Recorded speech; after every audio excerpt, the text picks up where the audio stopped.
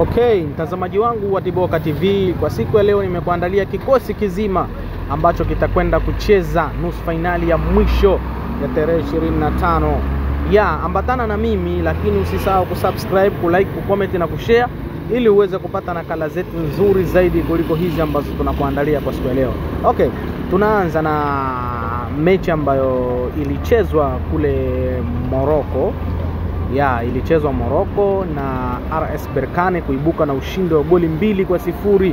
Goli la kwanza likifungwa na Kamara, fundi kiungo bora kabisa ambaye ni anacheza pale katikati.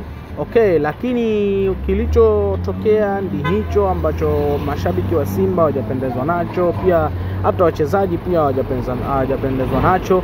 Okay, kocha wa Simba Sports Club amesema kwamba popote atakapocheza si amani tu, hata kama juu ya bahari, hata kama mechi ipeleko wapi, lakini kombe hili anatakiwa kubeba.